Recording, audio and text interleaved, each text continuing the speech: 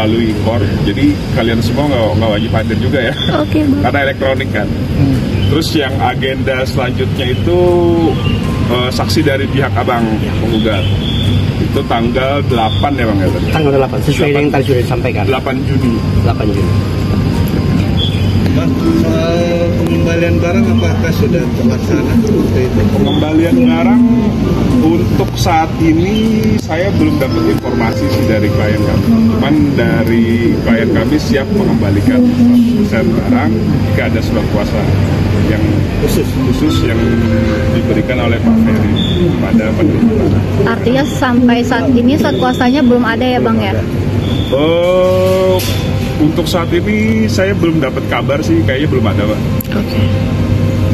Bang Abi menanggapinya gimana Bang Abi? Sebagai tim juga dari Mas Ferry Irawan terkait pengembalian barang, apakah sudah ada informasi? Ya, kan kita semua teman-teman juga kemarin dengar ya bahwa Mbak Vena menyampaikan bahwa dia masih istri yang sah karena ini kan belum ada putusan.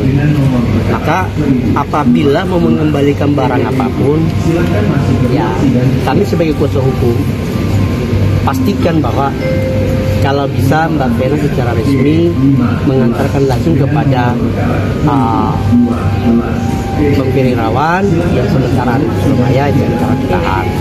Karena konteksnya kalau ketika kita menerima bisa walaupun kita menggunakan surat kuasa yang sah ya, tapi kan kalau ada item-item yang nanti misalnya ada yang kurang dan ada yang ini kan kita juga kurang tahu, dan itu karena kealpaan kita sebagai manusia. Maka kewajibannya ya kalau bisa dikembalikan ke sana. Karena kan saat ini kan Mbak Vena juga masih aturan ya, kalau memang dia mau mengembalikan ke Mami dong misalnya gitu. Tapi karena ini sekarang udah begini, Mami juga nggak mau terima barang-barang Ferry, nggak mau terima, biar aja nanti Vena ngembaliinnya ke Ferry langsung karena dia yang punya barang ya, biar langsung yang nerimanya Ferry sendiri. Jadi nggak usah ke keluarganya, nggak usah ke adik-adiknya. Nggak, sebenarnya sih kalau masih suami istri nggak perlu pakai surat kuasa, itu kan masih suami istri karena kan Vena bilang juga masih suami. Sampai menggebu-gebu kan kemarin. Ya syukurlah kalau sekarang mau dibalikin, tapi permintaan Mami juga kan udah nggak mau nerima barangnya Ferry. Bagaimanapun yang tahu barangnya Ferry itu hanya Ferry sendiri. Jadi kalaupun nanti harus ada pengembalian, mungkin nanti akan minta coba komunikasiin sama yang di Surabaya, sama Bang Jeffrey juga untuk prosedur pengembalian barang. Karena kalaupun kita nggak puas dari Pak Ferry Irawan dan kuasa tidak puas, kita melakukan ekstensi atau bantahan. Dan nanti hari kami juga ada jawaban dari bantahan kita.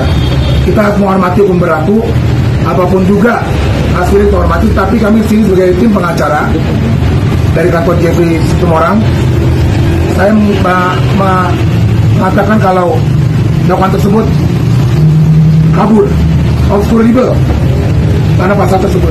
Tolonglah supaya terang benerang majelis saja minta hormat supaya motif baik-baiknya dan saya adil. Tapi di dakwaan tertulis adanya kalau itu sendiri melakukan pemukulan terhadap diri. Ya, kita nggak mau ngarang-ngarang cerita. Itu kan ada di dakwaan. Dakwaan disebutkan kalau dia suka memukul bagian kepalanya. Ya, saya juga mau menambahkan itu kan semua di dakwaan. Kita hormati dakwaan tersebut. BAP dari kepolisian dan sekarang proses berjalan, ya harus kita hadapi.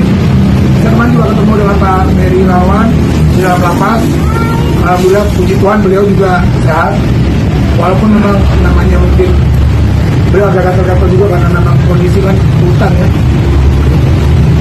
Nah, terkait adanya kabarnya berawal dari unggahan ke medsos ketika sendiri sedang melakukan aktivitas olahraga terus akhirnya menjadi emosi dan marah. Nah intinya sebenarnya di sini saya juga nggak mau yang melebarkan kasus ini. Itu kan namanya suami istri biasa dong. Saya sama istri saya juga biasa kan bercanda. Mami kok dulu mami langsing, karena mami nggak langsing biasa lah. Itu kan biasa ya, ya kan biasa. Tapi kok jadi kebawa emosi itu, saya juga nggak tahu itu hak mereka lah ya. Itu rumah tangga mereka lah. Saya juga nggak nyampurin. Tapi memang ini terjadi dan kita mengungkapkan apa peristiwa sebenarnya terjadi tidak seperti di dakwaan seperti itu. Bang, di dakwaan dengan di BAP sama nggak? Sama. Artinya itu kan karena itu kan diambil dari mantan istri. Oh ya, khusus tambahan BAP istri berbeda dengan BAP suami pelapor dan terlapor dan terdakwa. Intinya banyak kejanggalan di dakwaan, makanya saya bilang itu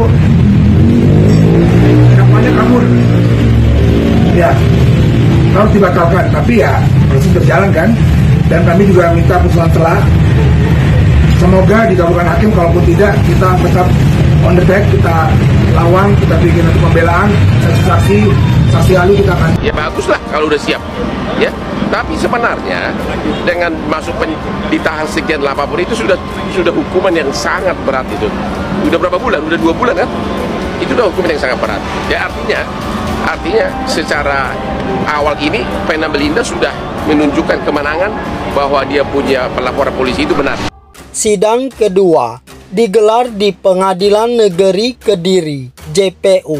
Tolak eksepsi Peri Irawan. Peri Irawan terdakwa kekerasan dalam rumah tangga terhadap Vena Melinda kembali menjalani sidang kedua dengan agenda tanggapan eksepsi oleh penasehat hukum.